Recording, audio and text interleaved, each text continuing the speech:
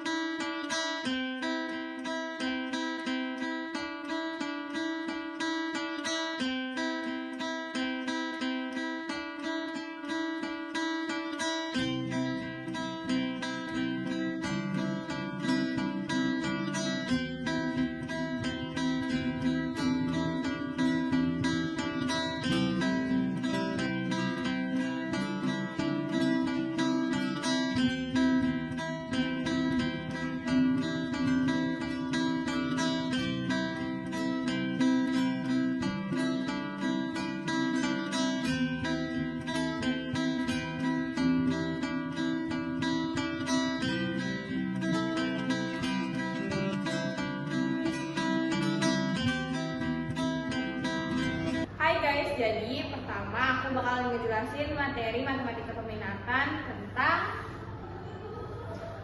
statistik inferensial. Statistik inferensial adalah metode yang menggunakan rumus statistik dan hasil perhitungannya dijadikan sebagai pedoman dalam membuat kesimpulan secara umum atau menggeneralisasikannya. Statistik inferensial memungkinkan kita untuk membuat prediksi dari data tersebut.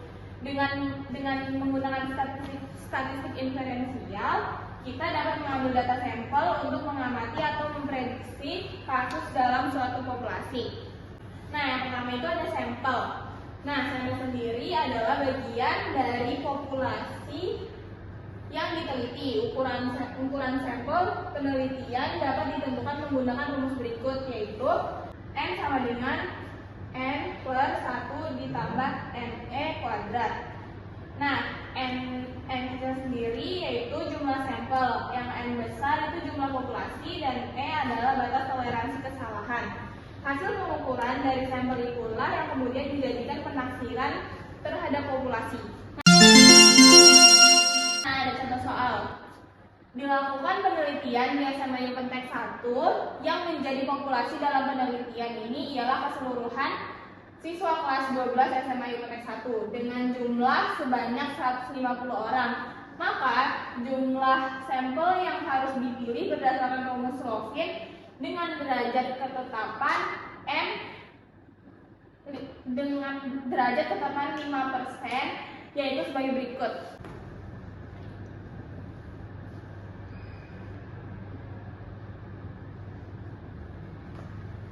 Nah, N besarnya itu yaitu 150 per 1 ditambah 150 dikali 0,05. 0,05 ini dari 5%, dijadiin desimal kuadrat.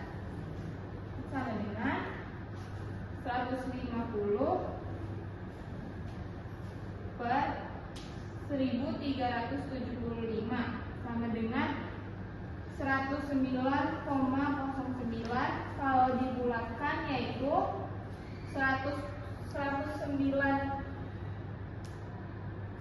orang. Jadi besaran sampelnya yang akan dipilih adalah sebanyak 109 orang. Nah, yang kedua itu ada fungsi distribusi. Fungsi distribusi yaitu fungsi yang memberikan nilai probabilitas terhadap setiap peristiwa yang dijadikan sebuah penelitian. Distribusi ini memberikan hubungan dengan probabilitas untuk sebuah nilai yang diambil dari variabel acak yang kemudian difungsikan untuk menentukan variabel acak diskrit. Nah, ini rumusnya. Dan ini ada contoh soal, yaitu Fakata dan istri ingin merencanakan program kehamilan 4 orang anak apabila diketahui probabilitas kelahiran sebesar 0,60 dan Y menyatakan banyaknya kelahiran anak berjenis kelamin laki-laki, maka tentukanlah probabilitas lahirnya 2 orang anak berjenis kelamin laki-laki dan probabilitas memiliki tidak lebih dari 2 orang anak berjenis kelamin laki-laki dengan menggunakan distribusi binomial.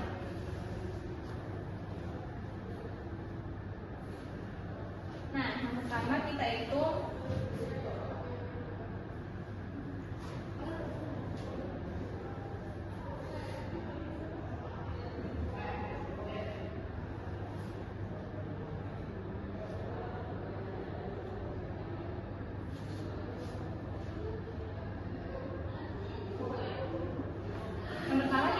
probabilitas lahirnya 2 orang anak laki-laki, yaitu PX sama dengan 2 sama dengan 4C2 dikali 0,60 atau 0,6 kuadrat dikali 0,4 kuadrat sama dengan 216 per 625. Selanjutnya kita hitung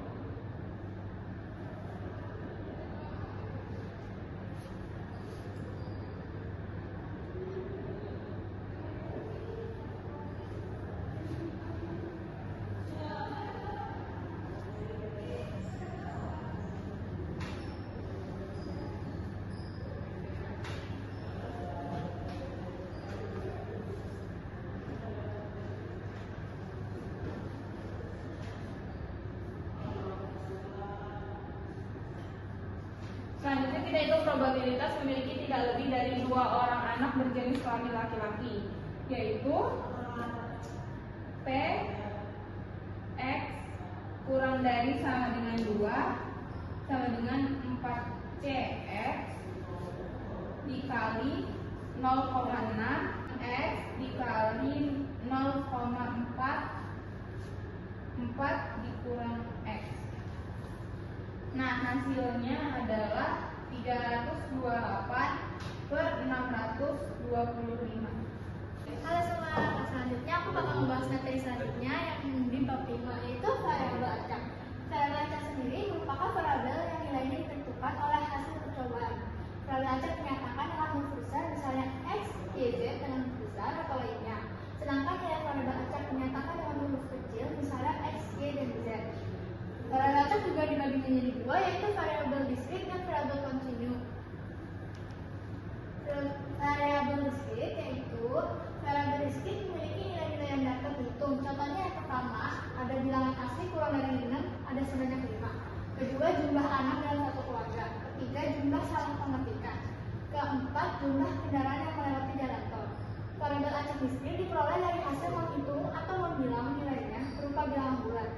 Nilai-nilai variabel acak diskrit digambarkan pada garis interval berupa deretan titik-titik yang saling berpisah. Yang kedua, ada variabel kontinu.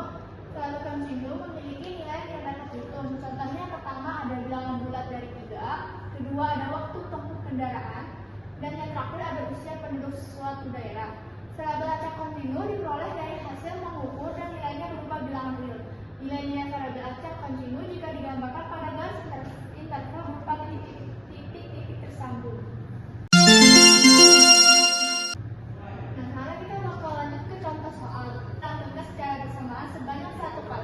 Berapa peluang munculnya mata dadu genap pada dadu dan menjulang gambar G pada koin? Kita masukin rumusnya dulu, yaitu peluang suatu kejadian disebut aja X sama jumlah kejadian itu NX dibagi oleh jumlah semesta. Terus kita bakal membuat ruang sampel pakai diagram pohon.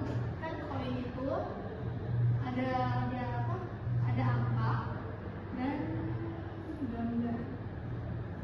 Angkanya itu punya kemungkinan yaitu 1, 2, 3, 4, 5, 6.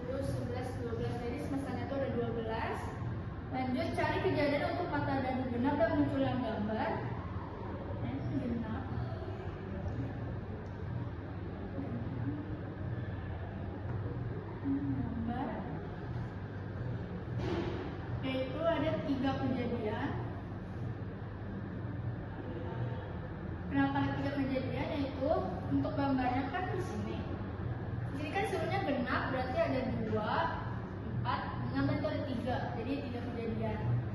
Lalu peluang muncul mata dadu genap dan gambar pada koin. Peluang genap.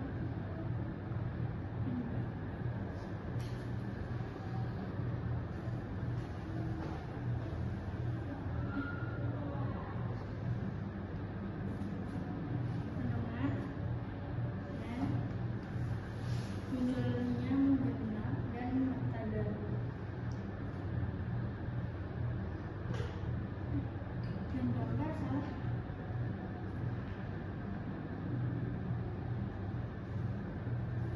Dibagi nilai semesta.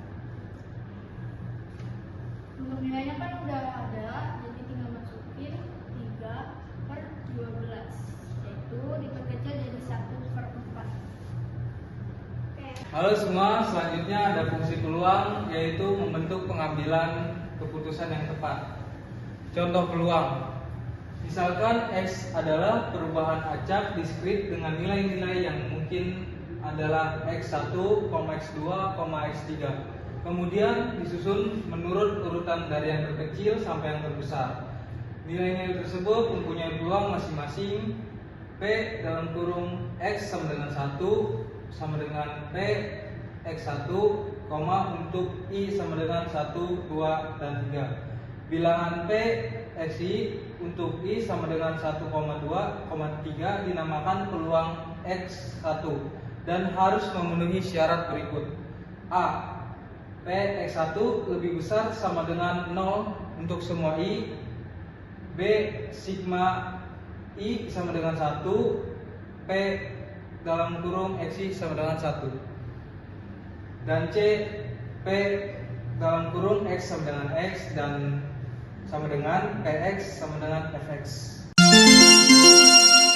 Berikut ada contoh soal. Nilai peluang setiap nilai peubah acak pada pelantunan 3 buah logam adalah.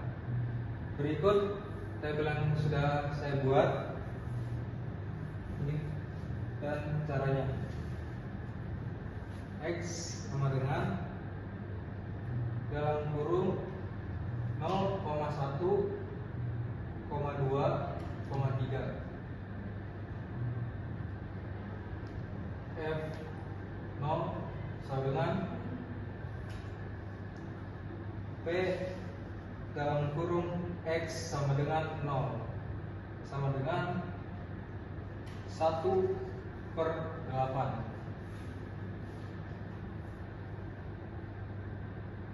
F1 sama dengan P dalam kurung X sama dengan 1 sama dengan 3/8. Dan F2 sama dengan P dalam kurung X sama dengan 2 sama dengan 3/8. Dan F3 sama dengan P dalam kurung X sama dengan 3 sama dengan 1/2. Berikut cara mengerjakannya. Oke, selanjutnya uji hipotesis distribusi binomial. Nah, di sini ada populasi dan sampel. Populasi adalah keseluruhan unsur-unsur yang memiliki beberapa karakteristik yang sama. Misalnya populasi yang terdiri atas semua siswa SMA di Indonesia atau populasi yang terdiri atas semua produk minuman jenis tertentu yang dihasilkan oleh suatu pabrik. Nah, sampel adalah bagian dari populasi yang idealnya diambil secara acak. Maksudnya adalah semua unsur dalam populasi memiliki kesempatan yang sama untuk terpilih sebagai anggota sampel. Misalnya pada saat dilaksanakan pemilihan umum sering ditanyakan hasil perhitungan dengan metode perhitung cepat. Oke, di sini ada contoh soal. Dalam pemilihan kepala desa Sukamaju yang terdiri dari 104 pemungutan suara sebanyak 20 tempat, target diambil secara acak untuk perhitungan suara secara cepat atau quick count sehingga hasilnya memberikan gambaran yang lebih akurat. Jadi, populasi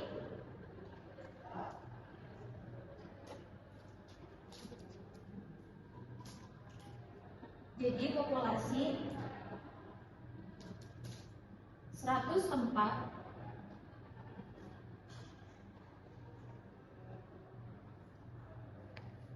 tempat pemungutan suara.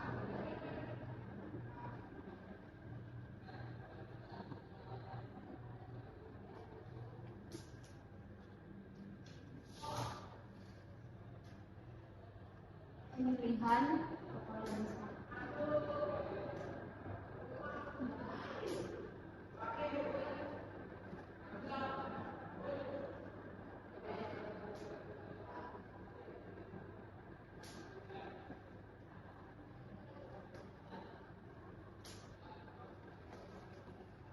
Dan sampelnya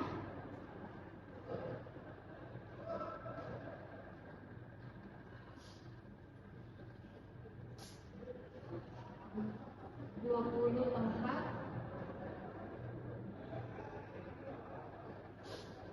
yang diteliti.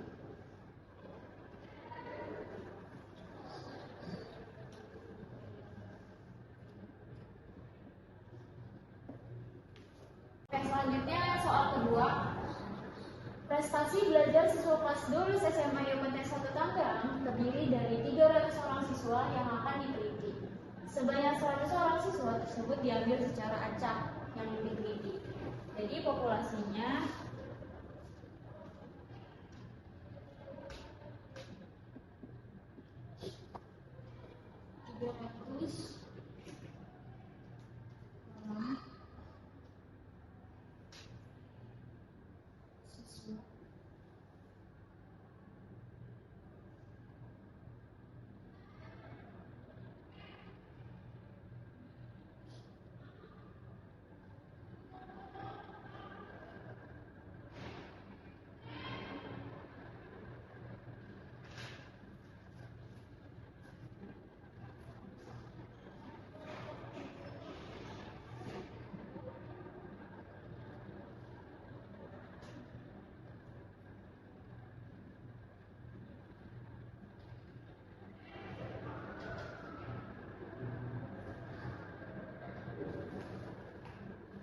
sampelnya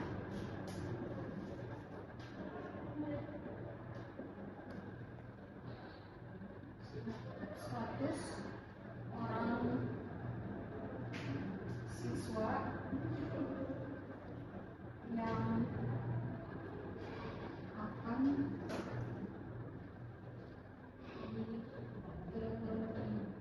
diteliti.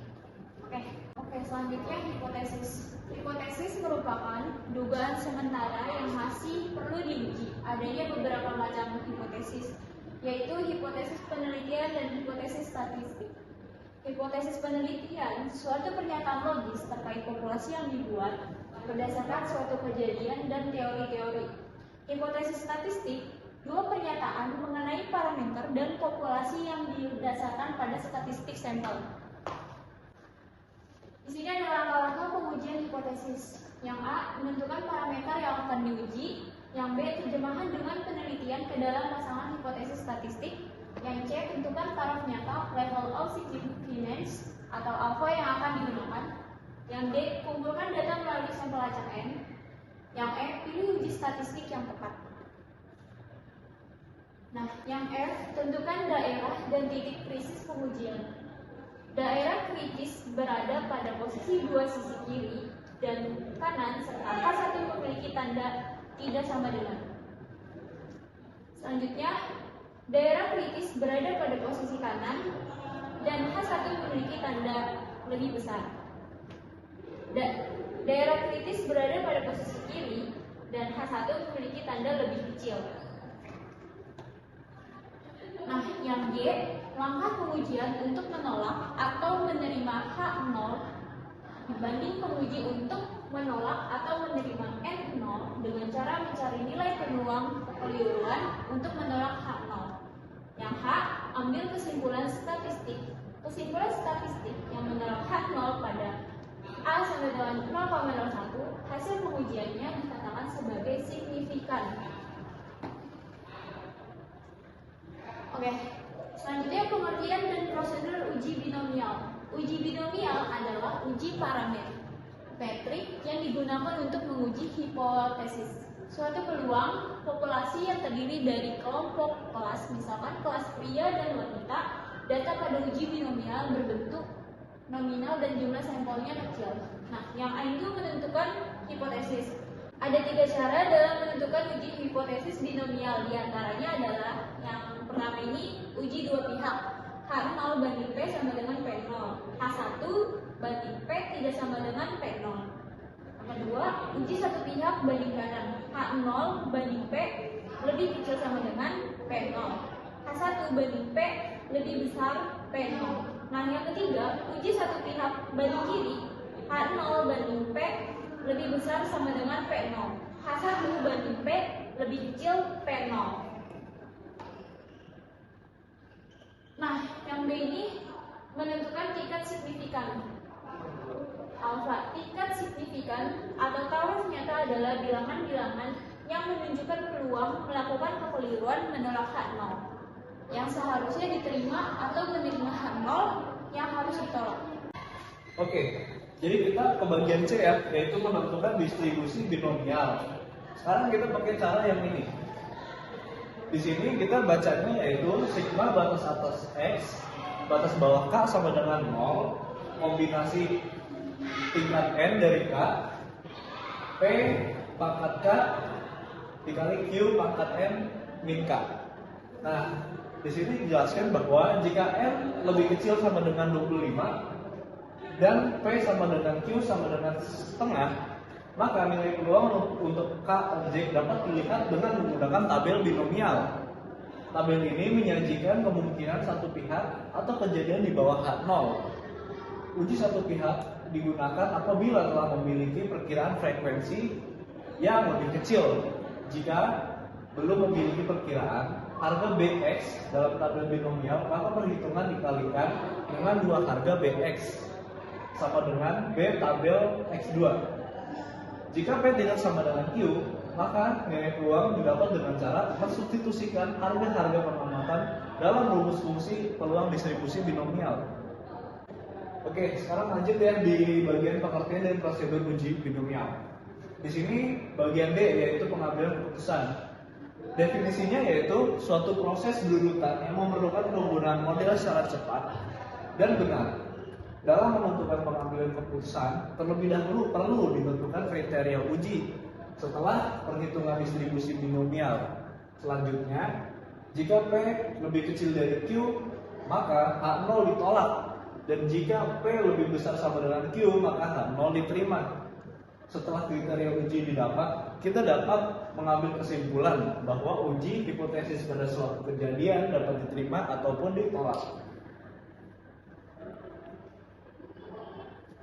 Kemudian kita di bagian D yaitu pengambilan keputusan. Nah, di sini ada contoh penelitiannya nih. Di sini diketahui jumlah kejadian M sama dengan B sama dengan P0 sama dengan 90% sama dengan titik-titik. Kemudian di bawahnya B sama dengan 1 min B sama dengan 1 min titik-titik sama dengan titik-titik. Nah, juga tentukan hipotesis sehingga diperoleh H0 sama dengan titik-titik, H1 sama dengan titik-titik. Nah, di sini ada tabel penelitiannya nih. Di sini ada kategori, kemudian di sini ada frekuensi dan jumlah dari frekuensinya ada di sini. Maka diharapkan K sama dengan sekian. Nah, di sini ada contohnya nih, contoh penelitiannya. Nah, tentukan tingkat signifikan satu taraf nyatanya sehingga diperoleh alfa sama dengan 5%. 5. Kemudian tentukan distribusi binomialnya dengan rumus berikut. Nah, ini pakai cara yang tadi ya guys di sini. Nah, di sini tuh sigma batas atas X, batas bawah K sama dengan 0. Kombinasi N, kombinasi tingkat N dari K, P pangkat K, Q pangkat N min K. Sama kayak rumus yang sebelumnya telah saya jelaskan. Nah, sehingga dapat diperoleh sebagai berikut, yaitu Bx 3 sama dengan Bx 0 sama dengan Bx sama dengan 1 plus Bx sama dengan 2. Di bawahnya lagi Bx sama dengan K sama dengan M faktorial per K faktorial dalam kurung M min K faktorial. Kemudian dikali dengan P pangkat K Q pangkat M min K. Dan di bawahnya lagi bx sama dengan 0 dan seterusnya sampai bx pangkat 2 rumusnya sebagai berikut. Nah, kemudian jika sudah melalui tahap-tahap tersebut, kita dapat mengakhiri dengan b dalam kurung x lebih kecil dari 3 sama dengan sekian ditambah sekian sama dengan sekian. Berikut contoh soal binomial. Peluang mendapatkan satu kali jumlah angka 7 dalam 3 kali pelemparan 2 buah dadu adalah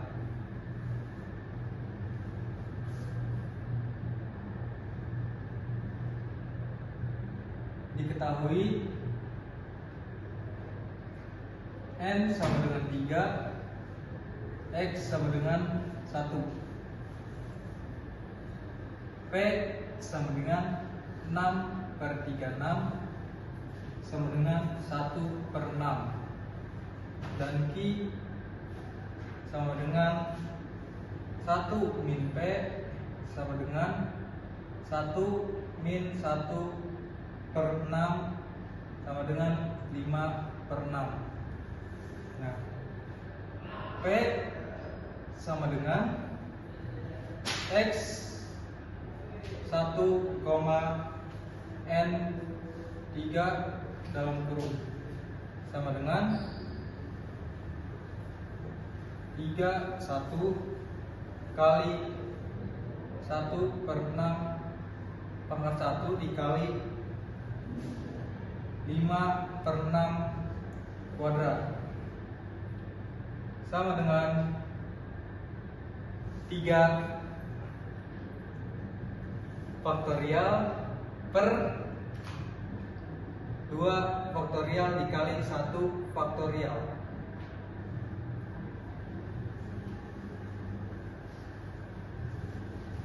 Dikali 1/6 dikali 25/36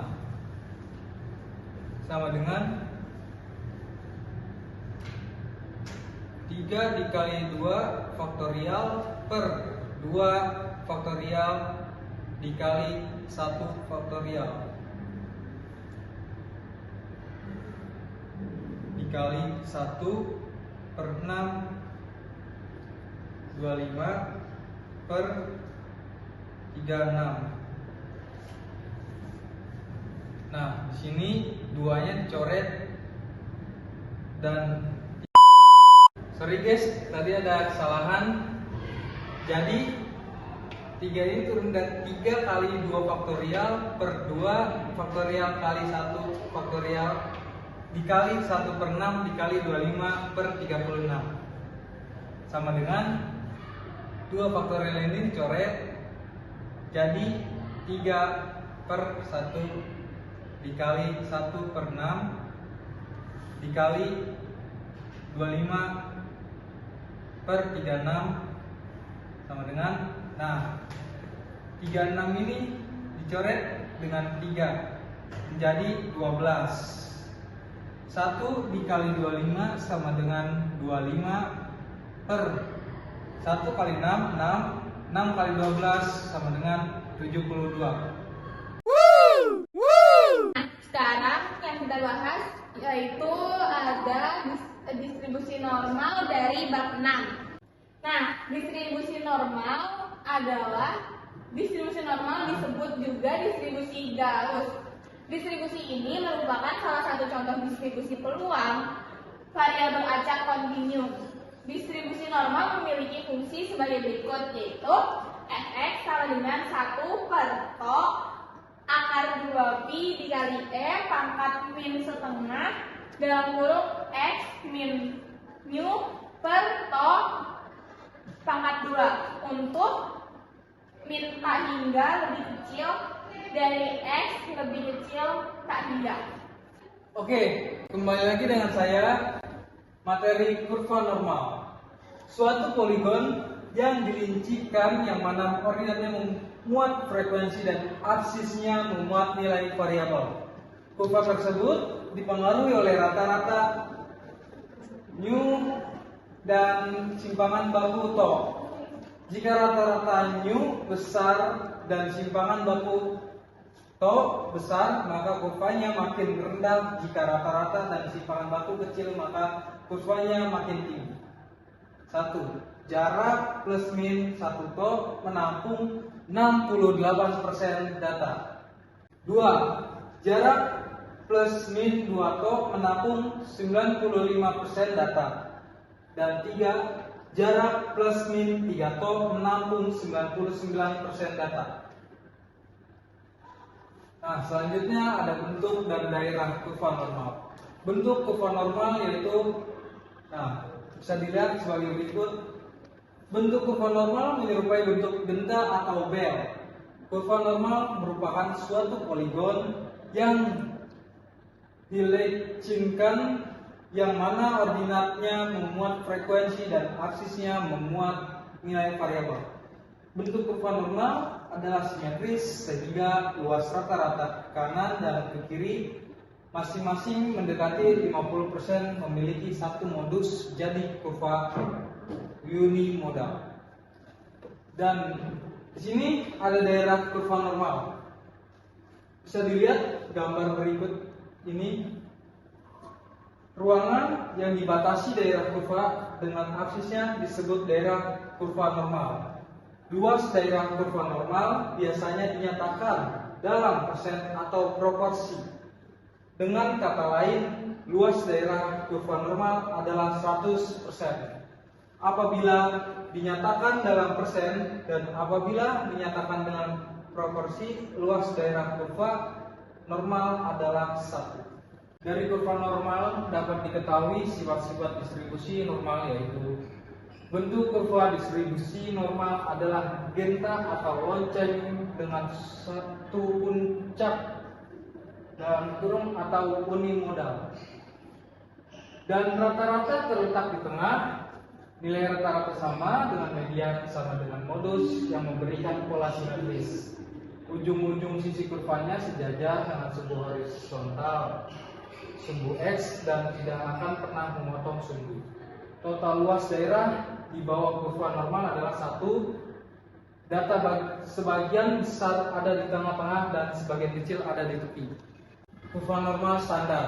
Kurva normal standar adalah kurva normal yang sudah diubah menjadi distribusi nilai Z, di mana distribusi tersebut mempunyai nilai sama dengan 0 dan deviasi standar sama dengan 1. Nilai Z atau standar unit adalah angka yang menunjukkan penyimpan suatu nilai variabel X dari mean dihitung dalam satuan deviasi standar. Berikut gambarnya dan rumusnya. Z sama dengan X min nu per to. X sama dengan nilai variabel acak, nu sama dengan rata-rata, dan to simpangan baku. Nah, di sini ada materi statistik deskriptif distribusi normal. Yang ke satu itu ada rata-rata. Nah, rata-rata ini secara khusus rata-rata peluang untuk distribusi normal dan menggunakan rumus. Ya, di sini rumusnya saya jelaskan. E dalam kurung X sama dengan integral batas atas tan hingga batas bawah min tan hingga X 1 per to akar 2 pi kali E min setengah dalam kurung X min nu per to pangkat 2 dikali dx sama dengan pi, dan nu sama dengan sigma X per N.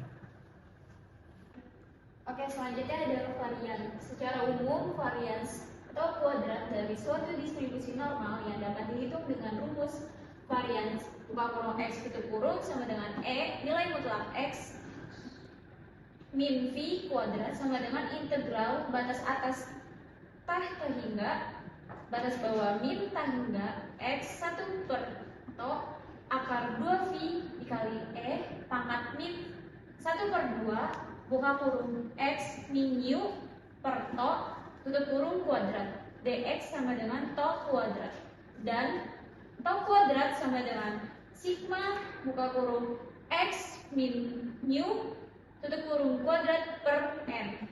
Ini ada simpangan baku. Adapun simpangan baku to dihitung dengan menggunakan rumus to sama dengan akar sigma buka kurung X min mu tutup kurung kuadrat per n. Oke, selanjutnya kita masuk ke nilai rata-rata.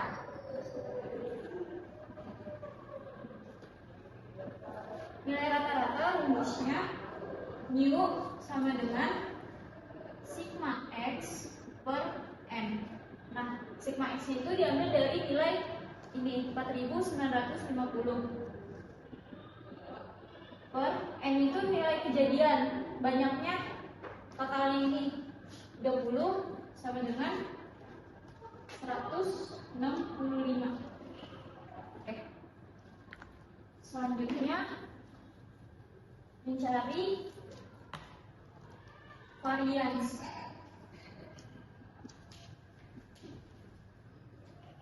O kuadrat rumusnya sigma kurung x mu kuadrat per n sama dengan 2204 ini, nilai yang ini 2204 per n itu sama nilai ini ya 20 sama dengan 73,5. Oke.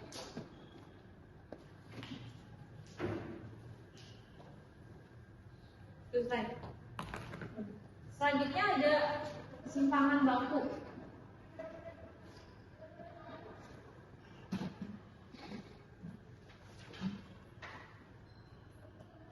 Simpangan baku rumusnya sama dengan akar sigma x min mu kuadrat per n. Akar sigma kuadrat itu akar 2204 per 30 sama dengan akar 73,5 sama dengan 8,6. Kita lanjut, misalkan akan diuji parameter theta atau yang biasa berupa rata-rata, persentase, varian, dan sebagainya terhadap nilai theta 0 yang diketahui. Pasangan hipotesis antara H0 dan H1 dapat dirumuskan sebagai berikut. Yang A, H0 banding theta sama dengan theta 0, yang H1 banding theta tidak sama dengan theta 0. Yang B ada H0 banding theta sama dengan theta 0, H1 banding theta lebih besar theta 0, atau H0 banding theta lebih kecil sama dengan theta 0, H1 banding theta lebih besar theta 0.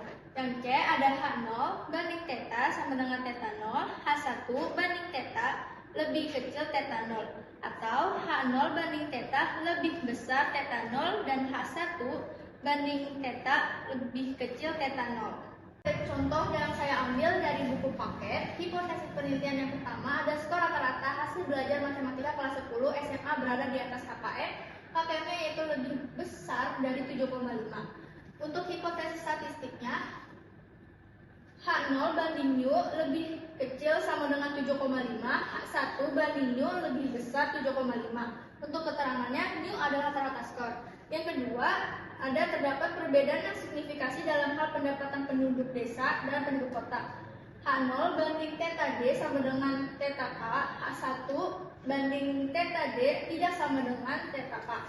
Untuk theta D adalah pendapatan penduduk desa dan theta K adalah pendapatan penduduk kota. Yang ketiga, ada seorang direktur perusahaan menyatakan bahwa kerugian perusahaan cukup kecil, yakni di bawah 5%. Untuk hipotesis statistiknya, ada H0 banding theta lebih besar 0,05, H1 banding theta lebih kecil 0,05. Untuk keterangannya, theta menyatakan kerugian yang diderita perusahaan. Dan yang terakhir, ada sebuah penelitian menduga bahwa rata-rata daya tahan belajar siswa di rumah hanya 60 menit. Untuk hipotesis statistiknya, H0 banding mu B sama dengan 60 dan H1 banding mu B tidak sama dengan 60. Untuk mu B menyatakan rata-rata daya tahan belajar siswa di rumah. Oke, sekarang kita masuk ke nomor 2, yaitu jenis-jenis pengujian hipotesis. Nah, di bagian A, yaitu ada uji dua pihak. apabila hipotesis tandingan yaitu H1 mempunyai perumusan tidak sama, yaitu H1 banding theta tidak sama dengan theta 0, maka pengujian yang digunakan adalah uji dua pihak. Pengujian ini berdasarkan distribusi statistik yang digunakan di mana daerah kritis pengujian atau daerah penolakan terdapat pada kedua ujung daerah distribusi. Luas tengah alfa, daerah penerimaan dan penolakan tersebut digambarkan sebagai berikut. Ini sebagai berikut ini ya guys, bisa dilihat. Kemudian kita masuk ke bagian B, yaitu uji satu pihak, pihak kanan. Apabila hipotesis tandingan yaitu H1 mempunyai perumusan lebih besar, yaitu H1 banding theta lebih besar dari theta 0, maka pengujian yang digunakan adalah uji satu pihak, yaitu uji pihak sebelah kanan. Pengujian ini berdasarkan distribusi statistik yang digunakan di mana daerah kritis pengujian atau daerah penolakan terdapat di ujung sebelah kanan daerah distribusi dengan luas alfa. Daerah penerimaan dan penolakan tersebut digambarkan sebagai berikut. Nah, di sini bisa dilihat ya. Jadi kalau untuk yang uji satu pihak, kalau pihak kanan, yaitu dihasil di bagian kanannya. Di sini bisa dilihat sebagai kurvanya. Nah, yang dihasil bagian kanan. Sekarang kita masuk ke bagian uji satu pihak, yaitu pihak kiri. Nah, apabila hipotesis tandingan yaitu H1 mempunyai perumusan lebih kecil, yaitu H1 banding theta lebih kecil daripada theta 0, maka pengujian yang digunakan adalah uji satu pihak, yaitu uji pihak kiri. Nah, pengujian ini berdasarkan distribusi statistik yang digunakan, di mana daerah kritis pengujian atau daerah penolakan terdapat di ujung sebelah kiri daerah distribusi dengan luas alfa. Nah, daerah penerimaan dan penolakan tersebut digambarkan sebagai berikut. Nah, seperti yang tadi sudah saya jelaskan, itu kan arsirannya ada sebelah kanan. Nah, sekarang itu karena kita uji pihak kiri, maka yang dihasil ada di sebelah kiri sebagai daerah penolakan atau daerah kritisnya. Oke. Di sini ada langkah-langkahnya ya untuk pengujian hipotesis. Pokoknya yang paling pertama itu kita tentukan dulu parameter yang mau diuji. Jadi kita tentuin dulu nih parameter apa yang mau diuji. Kemudian kita lanjut ke step 2-nya kalau misalnya sudah menemukan itu, yaitu tentukan hipotesis 0 atau H0. Nah, langkah ketiga yaitu tentukan hipotesis alternatif atau H1. Nah, setelah itu dapat, kita bisa lanjut ke 4 yaitu tentukan alfa. Kalau alfa sudah dapat, kita lanjut ke 5 yaitu pilih statistik yang tepat, tentukan kawasan penolakan, tunjuk hitung statistik uji, dan yang terakhir putuskan apakah hipotesis 0, H0 ditolak atau tidak. Gitu. Sekian presentasi dari kami kelompok 5. Assalamualaikum warahmatullahi wabarakatuh. Abel.